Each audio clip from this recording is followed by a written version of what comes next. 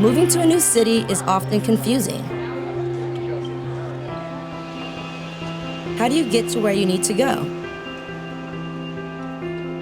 How do you make new friends? Imagine moving to a new country where you might not even speak the language fluently. That's often the case with international students, and that's the very issue that AMIS, Atlanta Ministry with International Students, seeks to address. AMIS is the focus of this edition of AIB's Making a Difference.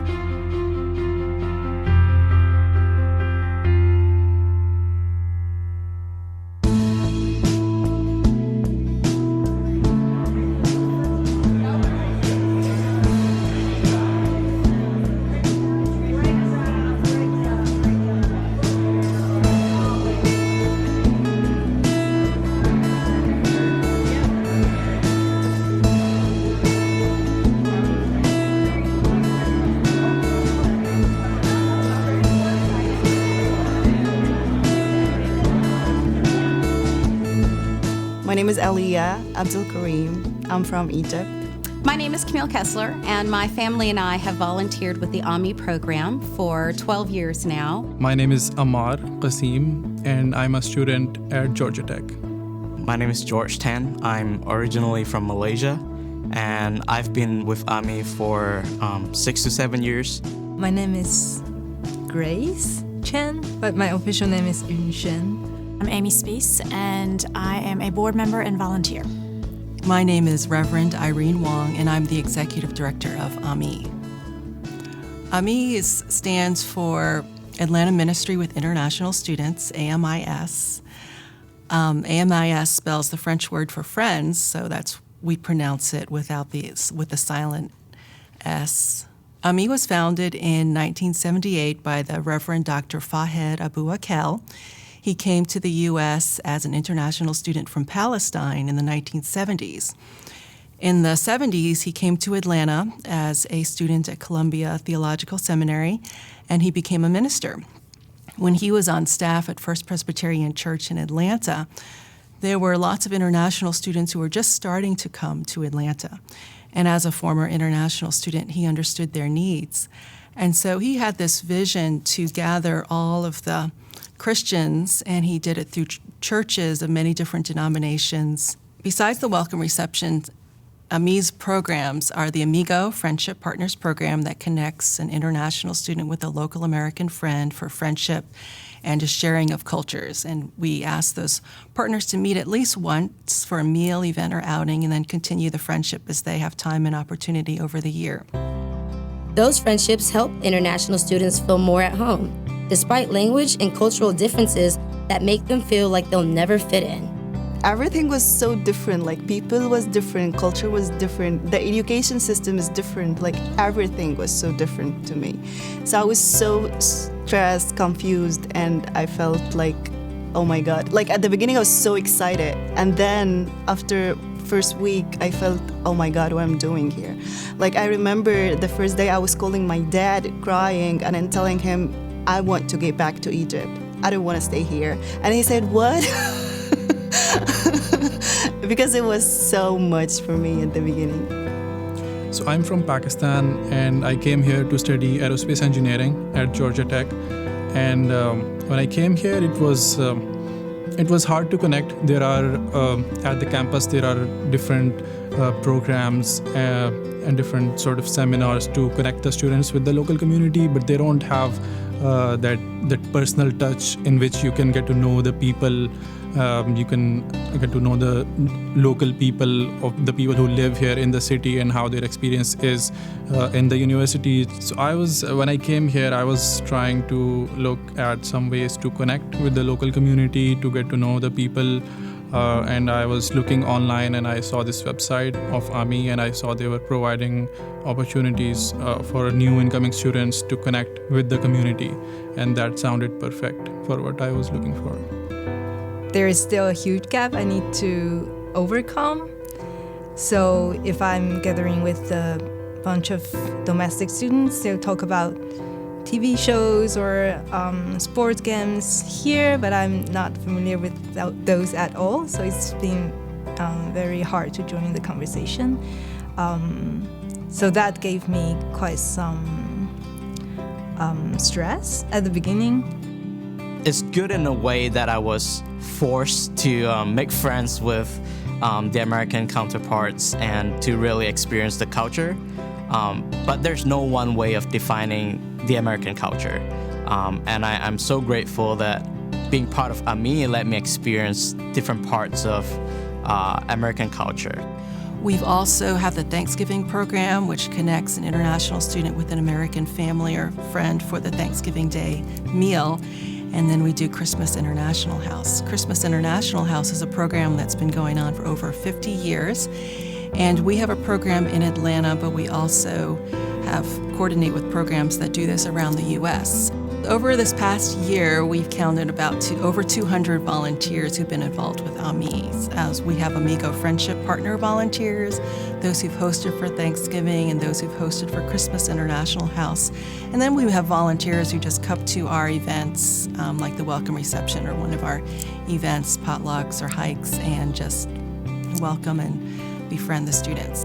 We have so enjoyed our participation in this program, having the opportunity to interact and engage with international students from all over the world. I don't remember the original way that I was connected to the AMI program, but I think it may have been through one of the churches because they partner with different churches throughout the city. And so I just reached out and said, hey, we'd love to get involved, let me know. And at that time, they just had the Thanksgiving program where you pair international students with an American host family, and then they get to have their very first Thanksgiving experience. And so that was our entry into the AMI program. And then it grew to their Amigo program, where you befriend an international student for the entirety of the year that they are here studying at school. I learned about AMI actually when I was studying for my Master's of Divinity at Columbia Theological Seminary in Decatur. When I arrived at Columbia, many of my first friends and continued friends are from all over the world, and each of them had an amigo through AMI. Since Columbia, I moved to Charlotte, North Carolina, and am thrilled to be now back in Atlanta. And one of the first calls I made when I arrived back was to AMI and said, I'm here and I'd love to volunteer. And it's been an excellent journey the past year with the organization, creating friendships and learning and growing through the knowledge and understanding of different cultures. They stay with host families during the program, and we take them around Atlanta to tour the sites like CNN, World of Coke, Georgia Aquarium. And it's a wonderful opportunity for international students to get to know our city and to get to know Americans as they stay with host families and celebrate Christmas with these families. We also have been doing a lot of events around Atlanta just to help students get to know our city while making American friends. We take them on tours of the Martin Luther King Jr. Center, and we've gone on hikes to Kennesaw Mountain, and we've also organized potluck dinners in American homes so students can be in a home and get to know each other and American friends. And we've also done some sporting events. We've gone to Braves games and Atlanta Hawks games. I found like they're preparing a dinner for an international student. So I felt, okay, let's see what's gonna happen. I was so hesitated at the beginning, to be honest. Like, I've never been in something like that before. And like, I dressed up and I felt, okay, I will go. But at the last minute, I said, no, I will not. And then I felt, Aliyah, push yourself. Do not be coward, okay? It's gonna be fine. So I go there, and I remember like I just knocked the door of Susie's house, and she just opened. And because I felt like it's gonna be in some place or something, but the point it was in an American house, so it was so friendly, and it was feeling like a family. So I love the environment, and then once I go there, they really welcome me so much, and I felt okay. I loved it, and I loved the environment, and I knew a lot of people from there. Well, the first time we hosted an international student, it was eye-opening because I had never heard of the country, that the family of origin that they were from. So the gentleman was from Kazakhstan.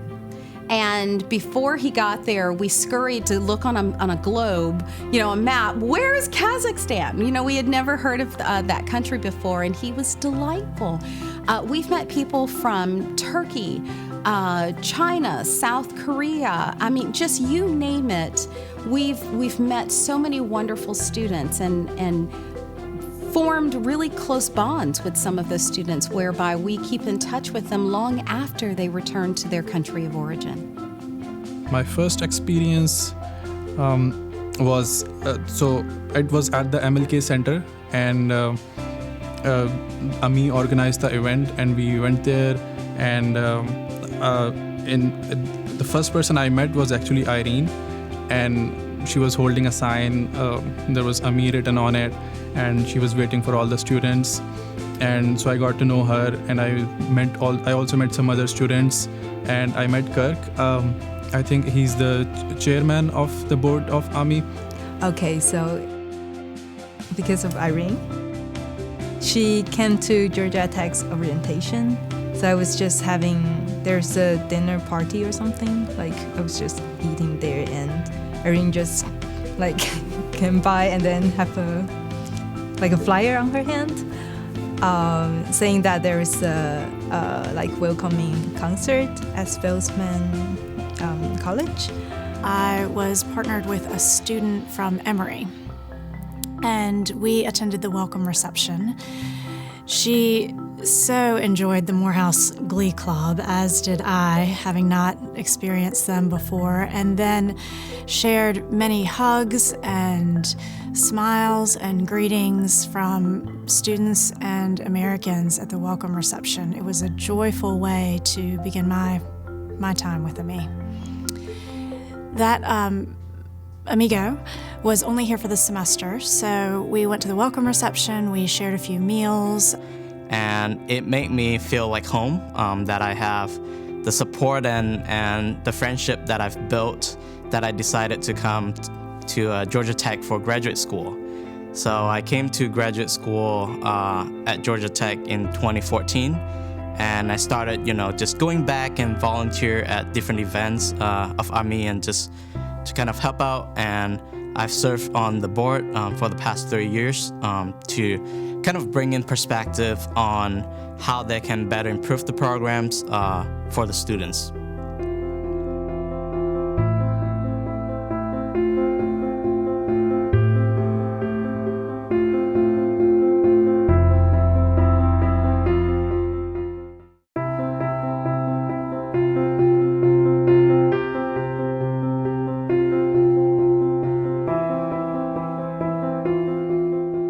International students have faced lots of challenges with COVID-19 pandemic. Many students were asked to move out of those dorms, and those who requested to stay were able to stay, but classes have been canceled and they've gone to remote and online learning. So that's been challenging for them. International students are here on their own for the most part without family, and so they're isolated, and without family members, it's hard for them to be away from home. And so in AMI, we canceled our in-person events. We went to Zoom, and we used Zoom to host AMI student talks. And so we gave the students an opportunity to connect with each other and with our AMI staff to just see how they're doing and share how they've been experiencing this time and what they've been, tips for how they've been getting through it. And we had students join us from all over Atlanta, and even some from Georgia who are not in the city, and one from Pakistan who joined us on these talks. But as we've heard of student needs, we've connected them with resources.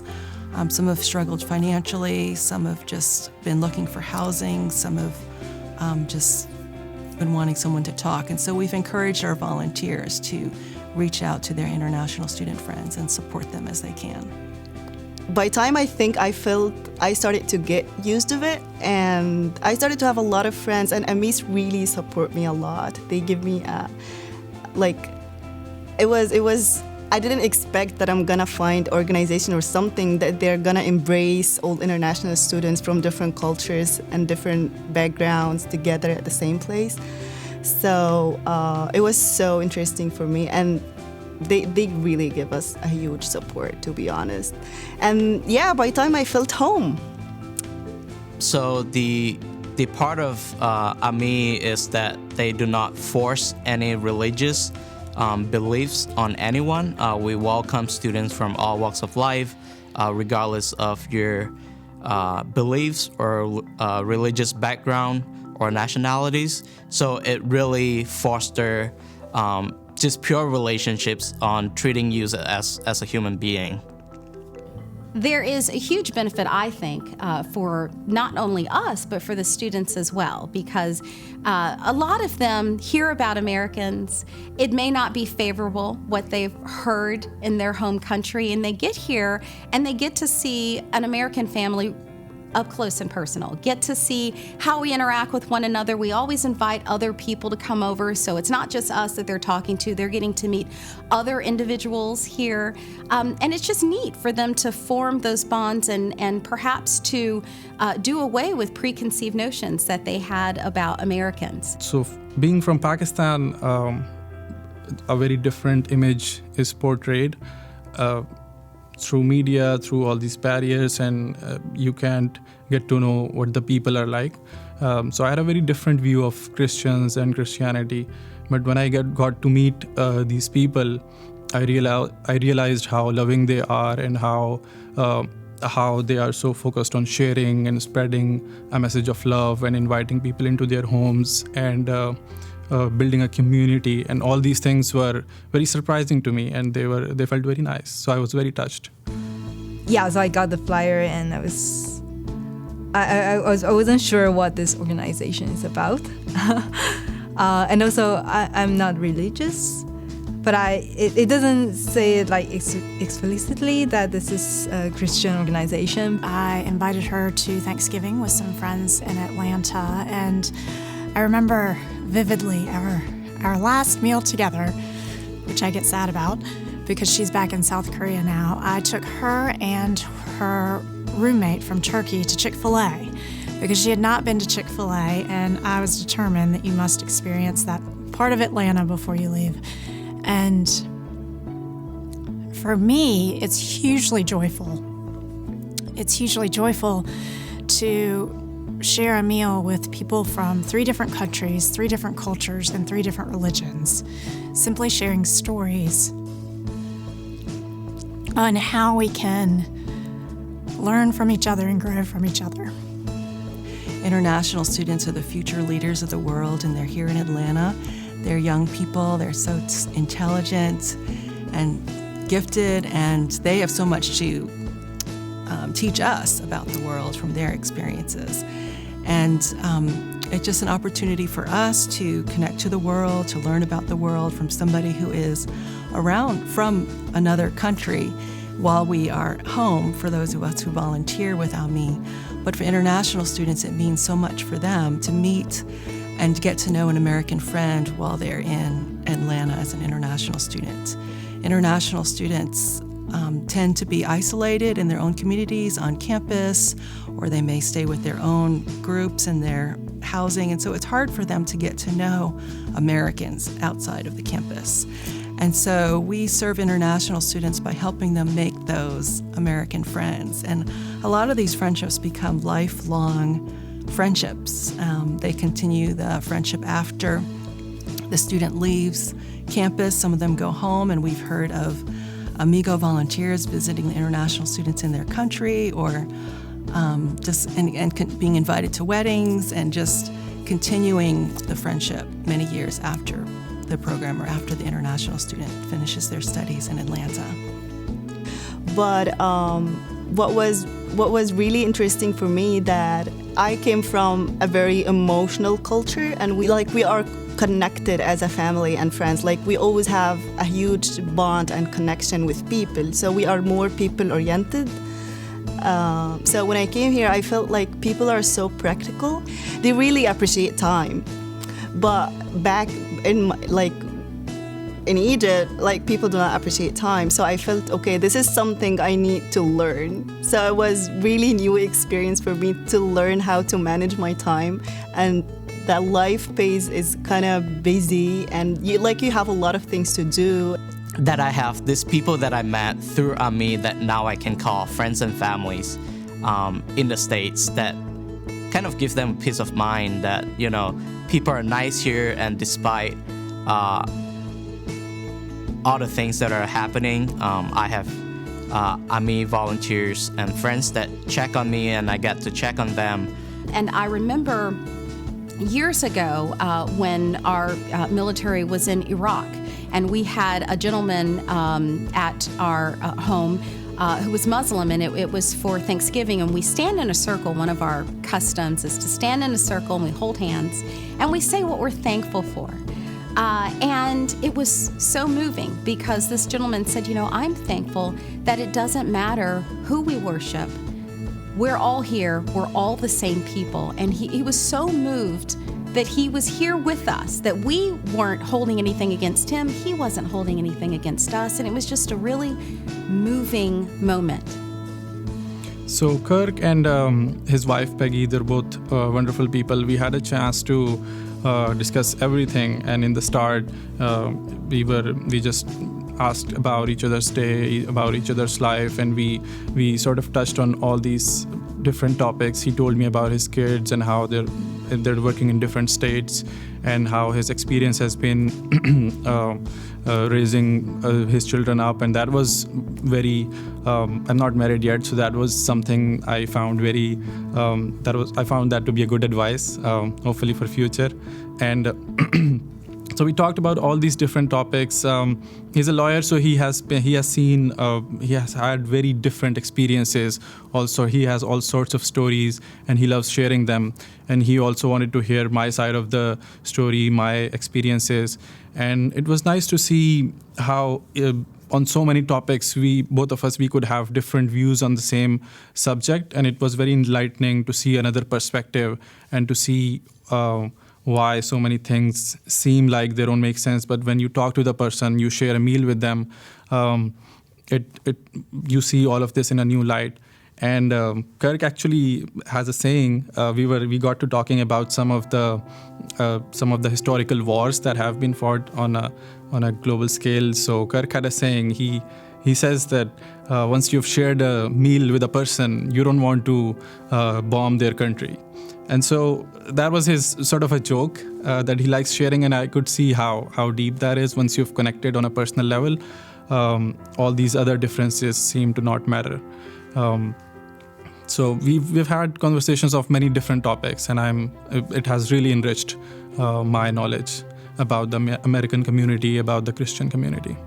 I think just a little bit. I mean, like compared to Asian, like Westerners are in general more outgoing, but coming here and really getting to know people, I just realized that we are not that different.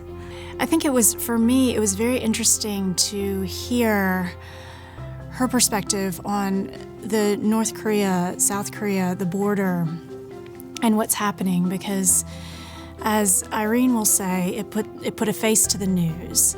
I had only seen newspapers and read perspectives online and largely American perspectives. So for me, hearing directly from someone in South Korea and hearing about how her boyfriend was about to go into the army and her concerns and fears and emotions around that, and I thought, that is not much different than people in America. We can share those emotions and feelings across the water. It really makes a difference to have a conversation with someone from another country or culture face to face. That is just, you can learn so much more from that compared to reading a book or seeing it on a TV show or watching a documentary. I mean, that person puts the face to the news. Learning about, how Chinese friends are dealing with the coronavirus back home is just really interesting. We have a student from Ecuador who was sharing with us on the Zoom call that she's really worried about her family because Ecuador has been hit really bad with the coronavirus, and she was unable to go home this summer because the airports were closed, and so she was really sad that she couldn't see her family this summer as she was planning to.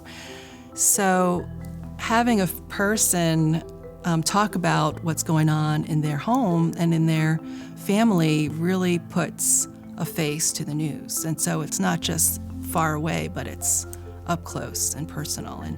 And it gives us an opportunity to support her as she's going through a difficult time. Back in the days before coming to the US, I used to compare, but blindly without experiencing anything.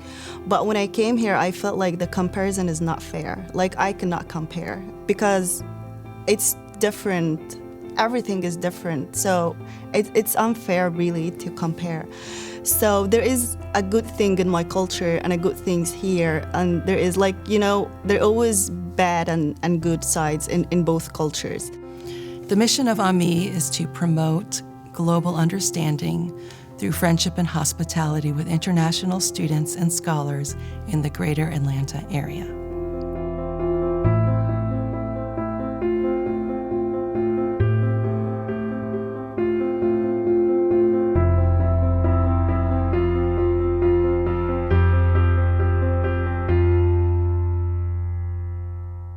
Thanks for watching.